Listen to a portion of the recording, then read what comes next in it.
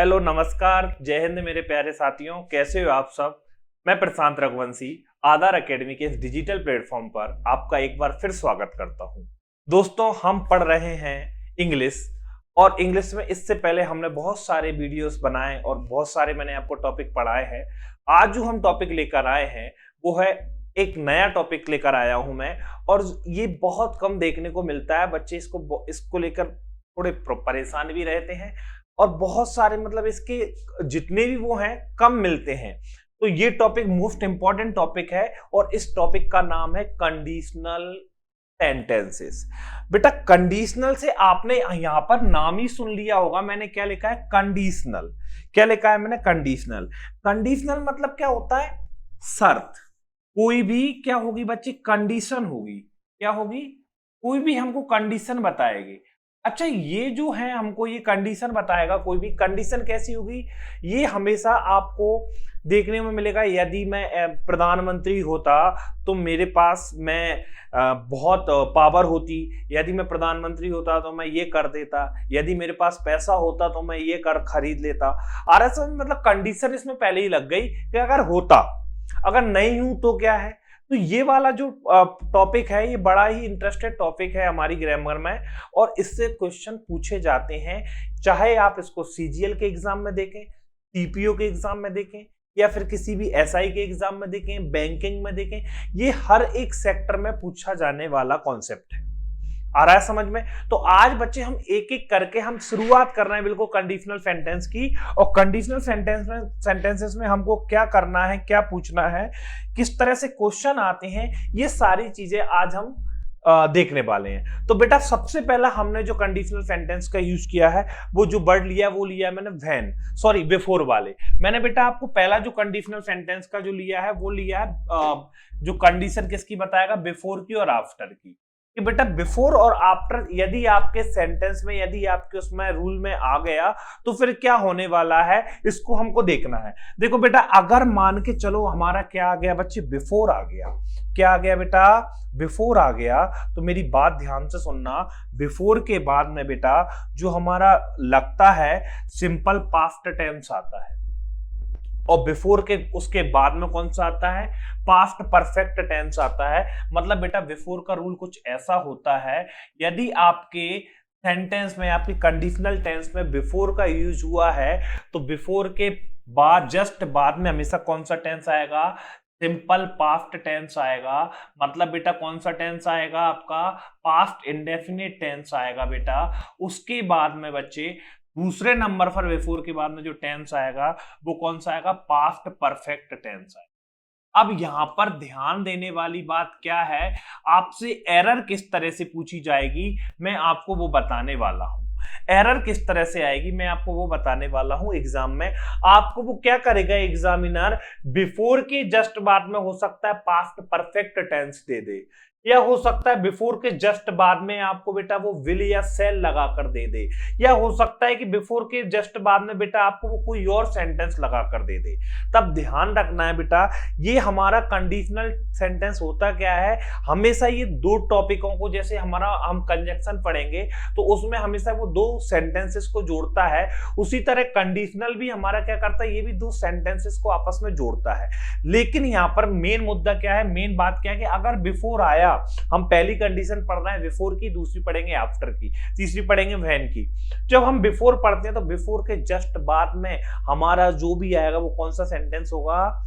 Simple past होगा। कौन सा टेंस होगा? सिंपल पास्ट होगा। उसके बाद में हमारा कौन सा सेंटेंस आएगा?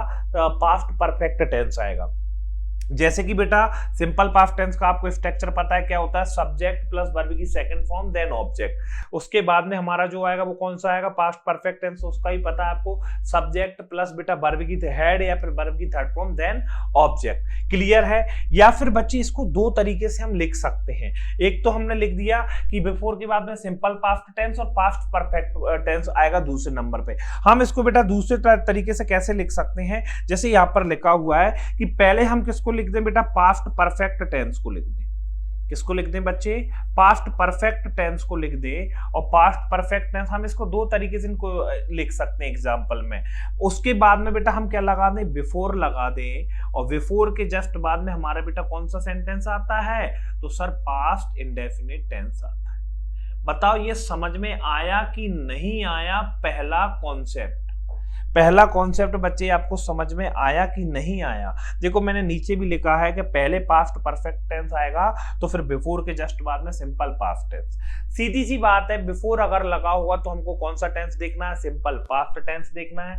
देन कौन सा लगेगा, पास्ट परफेक्ट टेंस। क्लियर है, ये था हमारा रूल नंबर 1। अब इससे एरर किस तरह से आनी है इसको हम देखते हैं क्वेश्चन में।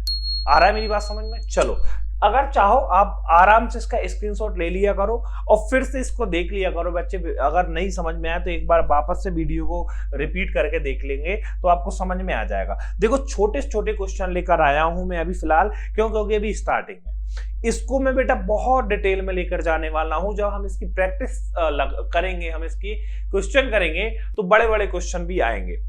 फिलहाल हमने क्या पढ़ा उसके अकॉर्डिंग आप क्वेश्चनों को सॉल्व करो। देखो क्या है बेटा, before I arrived the train had left. अब बेटा देखो मैंने आपको क्या पढ़ाया था, मैंने पढ़ाया था बेटा आपको कि अगर बिफोर आ गया, अभी हमने रूल क्या देखा था बेटा, यदि बिफोर आ गया तो बिफोर के जस्ट बाद में कौन सा टेंस आएगा, पास्ट इंडेफिनिट टेंस आएगा सर। कौन सा टेंस आएगा, पास्ट इंडेफिनिट टेंस। और उसके बाद में कौन सा आएगा, तो सर उसके बाद में आएगा पास्ट परफेक्ट टेंस। यही पढ़ा था ना मेरे बच्चों। चलो बस इसी को हमको क्या करना है, इसी को हमको सॉल्व करना है और इसी रूल के अकॉर्डिंग हमको ये क्वेश्चन सॉल्व करने हैं। देखो क्या लगा है, बिफोर आ गया, देख लिया। आई अराइव्ड, बेटा ये आई अराइव्ड एक छोटा सा कौन सा टेंस हो गया, तो सर सिंपल पास्ट टेंस हो गया, पास्ट इंडेफिनिट टेंस हो गया। Comma the train had left, हमारा ये कौन सा सेंटेंस हो गया, पास्ट परफेक्ट टेंस हो गया। बिल्कुल सही बात है। तो मतलब कि इस वाले क्वेश्चन में हमारी कोई भी क्या नहीं है, एरर नहीं है। मतलब ये वाला क्वेश्चन हमारा सही है। अब इसमें एरर कैसी आती बच्चे वो देखो। मैं अगर इस क्वेश्चन को, मैं अगर क्या करूं, इस क्वेश्चन को दूसरे तरीके से लिख दूं। कैसे लिख दूं दूसरे तरीके से, यहां पर देखना बेटा, मैं अगर इस क्वेश्चन को कुछ इस तरह से लिखता, यहां पर लिख देता हूं मैं, है ना, कुछ इस तरह यहां पर अपन बना लेते, मैं यहां पर लिख देता। मैं अगर इस क्वेश्चन को लिख दूं, बिफोर आई हैड अराइव्ड, क्या लिख देता बच्चों, before I had arrived the train left. अब बच्चे क्या हो गई थी, तो इस वाले पार्ट में हमारी क्या हो जाती बेटा, एरर आ जाती। क्यों, क्योंकि बिफोर के जस्ट बाद में देखो मैंने आई हैड अराइव्ड, मैंने कौन सा टेंस लगा दिया, पास्ट परफेक्ट टेंस लगा दिया। जबकि बिफोर के जस्ट बाद में हमारा क्या आ सकता है, कौन सा टेंस आता है, पास्ट इंडेफिनिट आता है। क्लियर बात है। मतलब कि यहां पर बेटा क्या हो जाती, एरर। दूसरा एरर हमको इसमें किस तरह से देखने को मिलती वो भी देख लो, कि दूसरी गलती हमको क्या मिलती। क्या होता है बेटा कि बहुत सारे एग्जामिनर क्या करता है, कंफ्यूज करने के लिए क्या करेगा, वो आपको बिफोर आई विल लगा देगा, या फिर हो सकता है अगर आई नहीं होगा या ही, कोई भी आपका एक भी मान के चलो, कोई भी आपका सब्जेक्ट है तो या तो आपको विल लगा देगा या लगा देगा सेल। किसके बाद में बेटा, बिफोर के जस्ट बाद में, बिफोर आई सेल या he will arrive station the train, जो भी हो, लीव या लेफ्ट, जो भी उसमें लिखा हो। ठीक है। अब बच्चे यहां पर दूसरी एरर क्या आ गई, दूसरी एरर ये आ गई कि उसने क्या किया, बिफोर के जस्ट बाद में बेटा उसने क्या लगा दिया, या तो बिल लगा दिया या सेल लगा दिया। जबकि बिफोर के बाद में बच्चे कभी भी बिल और सेल का यूज हम नहीं करते, ना ही हम आफ्टर के जस्ट बाद में बिल और सेल का यूज नहीं करते। मतलब कि फ्यूचर टेंस का या फ्यूचर इंडेफिनिट टेंस का यूज इन कंडीशनल टेंस में जितने भी वर्ड्स आएंगे उनके साथ में नहीं करते। ना हम इफ के साथ में करते, ना हम बिफोर के साथ में करते, ना आफ्टर के साथ में करते, ना व्हेन के साथ में करते, ना हम एज सून एज के साथ में करते।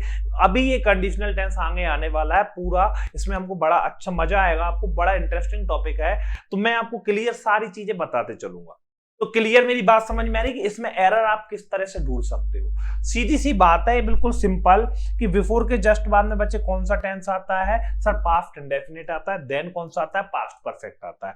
इसको हम दूसरी तरीके से कैसे लिख सकते हैं, जैसे मैंने बताया था, अभी अब पीछे के हम उसमें जाएंगे, आप वीडियो को वापस से देखोगे थोड़ा इसके पीछे, तो जाके आप देखोगे उसमें मैंने एक और रूल लिखवाया था। वो रूल क्या था? वो रूल कुछ इस तरह से था कि अगर बिफोर लिखा है, क्या लिखा है बेटा, सॉरी बिफोर अभी नहीं लिखते, अभी हम क्या करते हैं, अभी क्या लिखा है बिफोर, अभी जैसे मान के चलो हम इसको दूसरी तरीके से कैसे लिख सकते हैं कि पहले हम लिख सकते हैं पास्ट परफेक्ट टेंस। कौन सा टेंस बच्चों? Past perfect tense. देन हमने क्या लगाया, बिफोर लगाया, बिफोर लगाया। उसके बाद में बेटा हम कौन सा टेंस लगा सकते हैं, पास्ट इंडेफिनिट टेंस।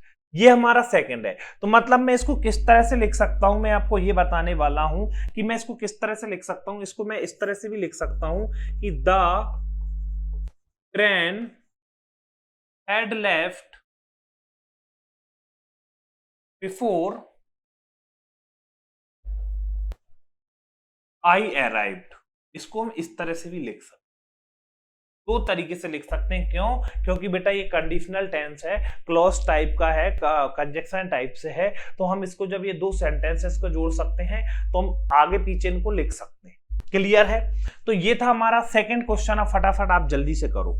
मैंने बिल्कुल समझा दिया है कि किस तरह की एरर होंगी, किस तरह से क्वेश्चन आएगा और किस तरह से आप इसको लिख सकते हो। क्लियर है? चलो देखो फिर सेकंड क्या कहता है, the train had left before I arrived. अब देखो इन्होंने इसी क्वेश्चन को क्या कर दिया, बिल्कुल जस्ट इसके तरह कर दिया। द ट्रेन हैड लेफ्ट बिल्कुल सही है, बिफोर लगा है, आई अराइव्ड, ठीक है। इन्होंने इसको क्या कर दिया, चेंज करके कर दिया, तो मतलब ये भी सही है। तीसरा क्वेश्चन क्या कह रहा है, before I had arrived the train had left.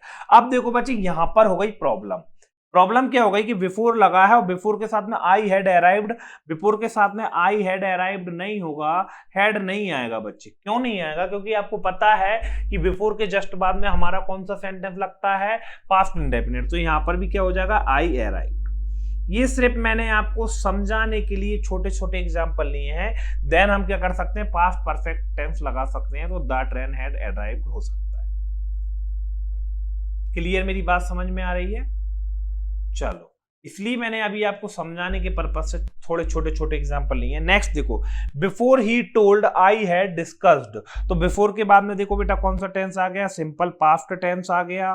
उसके बाद में कौन सा टेंस आ गया, तो पास्ट परफेक्ट आ गया।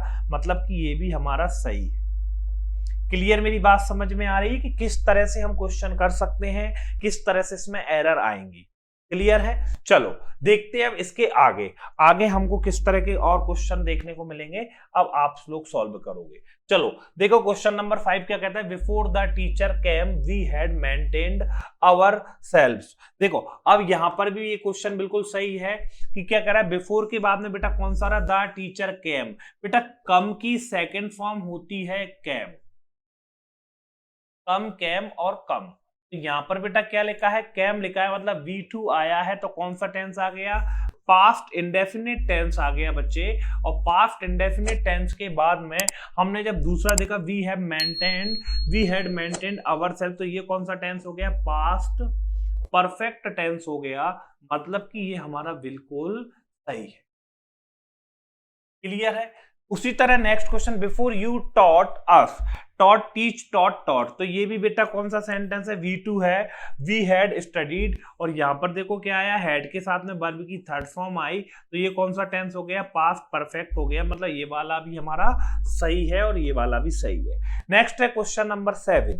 क्वेश्चन नंबर 7 को जल्दी से सॉल्व करो। देखो क्या बोल रहा है, before the police will come you should better get the anti capacity well, और लास्ट में है नो एरर। अब बेटा मैंने यहां पे आपसे क्या बोला है, ये बोला था जब मैंने आपको पढ़ाया था कि बेटा बिफोर अगर आ जाए तो बिफोर के साथ में ना तो हम विल का यूज करते उस सेंटेंस में, ना हम किसका यूज करते, सेल का। तो यहां पर बच्चे हमारी पहली जो एरर है वो क्या है, क्या होना चाहिए, बिफोर द पुलिस विल नहीं आएगा।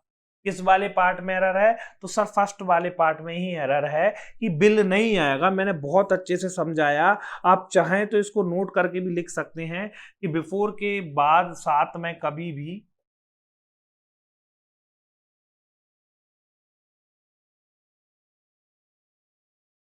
कभी भी बिल और किसका, सेल का यूज नहीं करते। क्लियर है? बिफोर के साथ में नहीं करते, हम उसके बाद वाले सेंटेंस में कर सकते हैं। चाहे तो हम यू जैसे शुड का किया तो यहां पर हम कर सकते हैं। क्लियर है? लेकिन बिफोर वाले सेंटेंस में नहीं कर सकते। तो इसमें हमारी कौन से वाले पार्ट में एरर है? फर्स्ट वाले पार्ट में एरर है कि क्या लगा मिल गया हमको, बिल लगा मिल गया। बड़े सिंपल से क्वेश्चन है बच्चे। अगर मैं आपको थोड़ी सी इसके बारे में डिस्कशन करूं, 2016 का आप बेटा एमपीएसआई का पेपर उठाकर देखना। कब का? 2016 में आप एमपीएसआई का पेपर उठाकर देखना।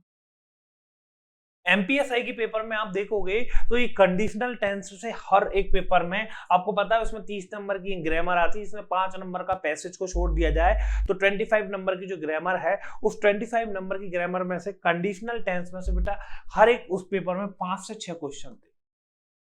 कितने थे? 5 से 6 क्वेश्चन थे।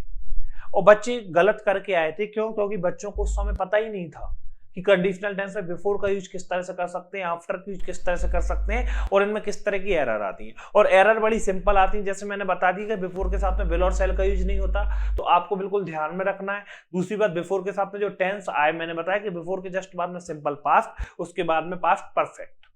आज समय आफ्टर जस्ट अपोजिट होता है, आफ्टर के जस्ट बाद में past perfect, then simple past.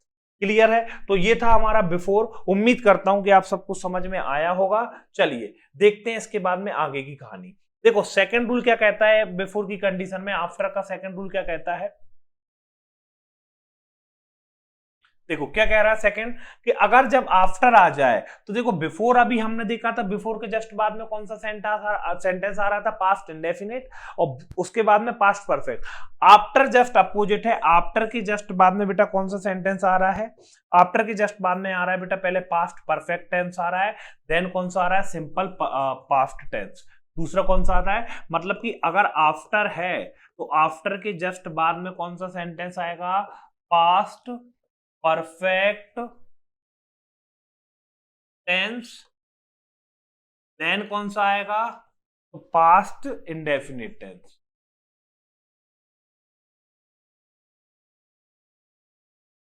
कौन सा आएगा बच्चे, पास्ट इंडेफिनिट टेंस। ठीक है, यह सिंपल पास्ट टेंस। अब आपको इसका भी स्ट्रक्चर का पता है क्या है, subject plus had plus verb की थर्ड फॉर्म देन ऑब्जेक्ट। इसका स्ट्रक्चर क्या है तो आपको इसका भी पता है, subject then V2 then object. और सेम बात वही है कि जिस तरह बिफोर के जस्ट बाद में हम बिल और सेल का यूज नहीं कर सकते, सेम उसी तरह आफ्टर के जस्ट बाद में भी हम किसका यूज नहीं कर सकते, बिल और सेल का यूज नहीं कर सकते। ठीक है, या फिर हम इसको दूसरा इस तरीके से लिख सकते हैं, ये इसके वजह से छुप गया है, मैं आपको लिख देता हूं। दूसरा हम इसको किस तरह से लिख सकते हैं, पहला सिंपल पास्ट टेंस का पहले लिख सकते हैं, सिंपल पास्ट टेंस, देन हम लगाएंगे आफ्टर, मतलब दो तरीके से लिखते हैं, और आफ्टर के जस्ट बाद में हम कौन सा टेंस लगाएंगे, पास्ट परफेक्ट टेंस। कौन सा लिखेंगे बच्चे, पास्ट परफेक्ट।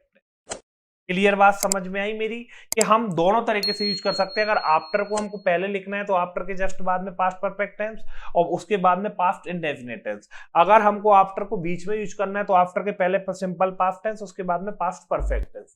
क्लियर मेरी बात समझ में आई? तो ये हमारी कौन सी कंडीशन थी, आफ्टर की कंडीशन थी। चलिए देखते हैं अब हम इसके क्वेश्चन। देखो इसके भी मैं छोटे छोटे क्वेश्चन अभी लेकर आया हूं, धीरे धीरे हम बेटा थोड़े इसके क्वेश्चनों को, रूल्स तो यही रहेगा लेकिन इसके क्वेश्चन हम थोड़े अच्छे देखेंगे, जो कि थोड़े टफ टाइप के होंगे, वो हम आगे देखेंगे। चलो जल्दी से सॉल्व करो बेटा क्वेश्चन। देखो पहला क्वेश्चन क्या कह रहा है, after she had arrived we discussed. देखो आफ्टर के जस्ट बाद में बेटा कौन सा सेंटेंस आ गया, जैसे कि मैंने बताया था पास्ट परफेक्ट टेंस आ गया। Then we discussed past indefinite, मतलब कि हमारा बिल्कुल कॉन्सेप्ट सही है।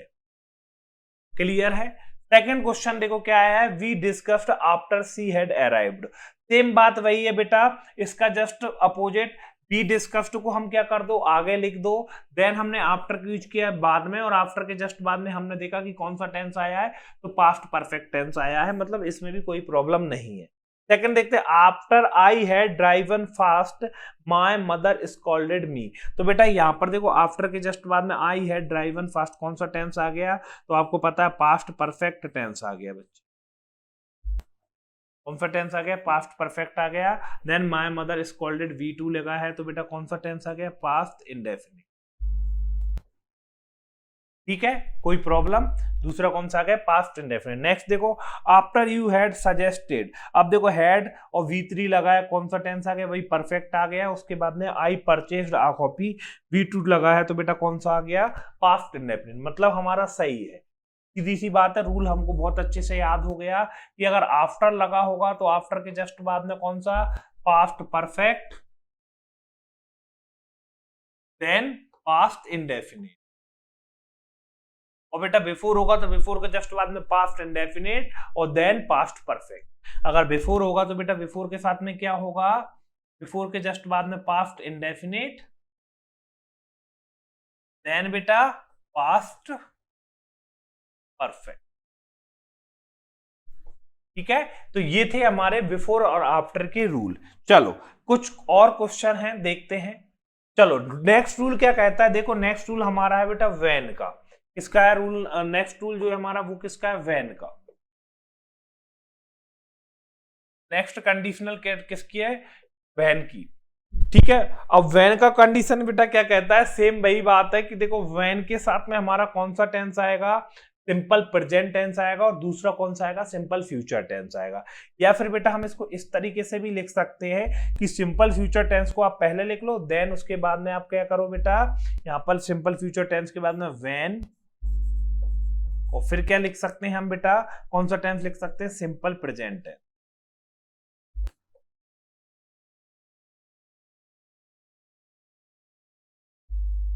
कौन सा लिख सकते हैं, सिंपल प्रेजेंट टेंस। क्लियर बात है।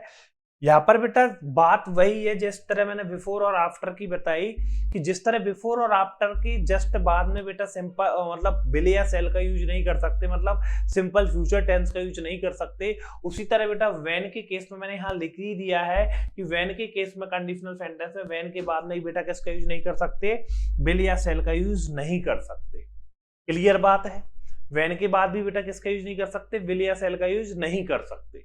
चलो देखते हैं बेटा इसके कुछ क्वेश्चन। अब मेरी बात समझ में आई कि इसको किस तरह से करना है। चलो देखो क्या कह रहा है क्वेश्चन, क्वेश्चन नंबर 1 क्या कह रहा है कि when she teaches me I will get marks. Good, बिल्कुल सही है बेटा। यहां पर देखो क्या आ गया, सिंपल, इसके साथ में आ गया सिंपल प्रेजेंट टेंस, और फिर आ गया बेटा सिंपल फ्यूचर। अब बच्चे इसमें एरर किस तरह से पूछता है वो मैं आपको यहां पर बता देता हूं। देखो एरर पूछता आपसे व्हेन लिखकर वो बोलता आई विल गेट मार्क्स, या आई सेल भी लगा लो, आई सेल गेट मार्क्स, कॉमा सी टीचेस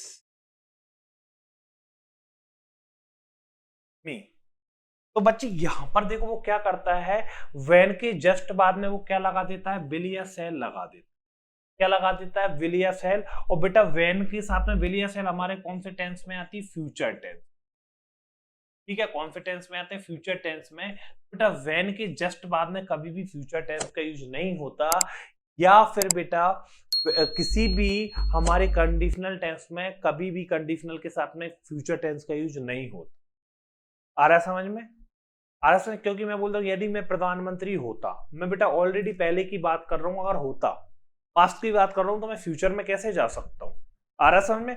इसलिए बेटा व्हेन के साथ में कभी भी या कंडीशनल टेंस में कभी भी फ्यूचर टेंस का यूज नहीं होता। जितने भी हमारे कंडीशनल वर्ड हैं उनके साथ में, चाहे फिर वो व्हेन हो, बिफोर हो, आफ्टर हो, इफ हो, अनटिल हो, अनलेस हो, प्रोवाइडेड दैट हो, या फिर बेटा जितनी भी हमारे और है, सिंस एवर सिंस हो, या बहुत सारे हमारे वर्ड हैं, इनके साथ में बेटा कभी भी किसका यूज नहीं, एज सून एज हो, इनके साथ में कभी भी विल या सेल का यूज पहले नहीं होता। हमेशा किस में हो सकता है, सेकंड वाले उसमें हो सकता है, जिस तरह यहां पर हो गया विल का यूज। क्यों हो गया? क्योंकि ये सेकंड वैन के बाद में कॉमा लगा, उसके बाद में बेटा ये कैसा हो गया? सेकंड वाला वो हो गया। ठीक है, जैसे बेटा मैं इसको दूसरे नंबर पे इस तरह लिख सकता हूं, I will get marks when she teaches me. आ रहा है समझ में? मतलब व्हेन के जस्ट बाद में सिंपल प्रेजेंट टेंस आना चाहिए, या फिर व्हेन के जस्ट बाद में बेटा कभी भी फ्यूचर उसका विल या शैल का यूज नहीं होता। अगर लगा है तो मतलब आपको इस वाले पार्ट में एरर है। देन बेटा आप दूसरे वाले टेंस में आप विल का या शैल का यूज कर सकते हो। देखो नेक्स्ट क्या कहता है, when Ram hints me I will check it. तो बेटा व्हेन के साथ में देखो सिंपल प्रेजेंट टेंस, फिर फ्यूचर सिंपल फ्यूचर टेंस, मतलब सही है। You will provide a coffee. अब देखो इसको हमने क्या लिख दिया, पहले लिख दिया हमने you will provide a coffee, मतलब पहले हमने लिख दिया future indefinite tense,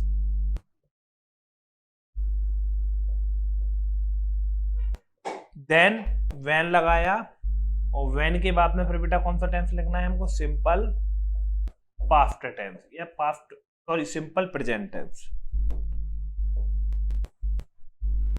simple present tense. Clear बात है बच्चों? कौन सा लिखना है? Simple present tense. आ रहा है समझ में? आप स्क्रीनशॉट लेते चलें जल्दी से जल्दी। देखते हैं बेटा आप इसके आगे नेक्स्ट क्या है। देखो नेक्स्ट में हम देखते हैं कि क्या लिखा है, when I shall see him I shall tell him. तो बेटा यहाँ पर बच्चे देखो दो बार सेल सेल का यूज हो रहा है, मजा नहीं आ रहा। मैंने अभी आपको क्या बताया था बच्चों कि अगर मान के चलो व्हेन के जस्ट बाद में कभी भी किसका यूज नहीं करते, ना विल का यूज करते ना सेल का यूज करते, मतलब कि बेटा यहाँ पर क्या होगा, व्हेन आई सी हिम। और समझ में? सेल का यूज नहीं होगा, मतलब किस वाले पार्ट में एरर है बच्चे? पहले वाले पार्ट में एरर है। यहाँ पर हम क्या लिख सकते हैं, यहाँ पर आ सकता है व्हेन आई सी हिम।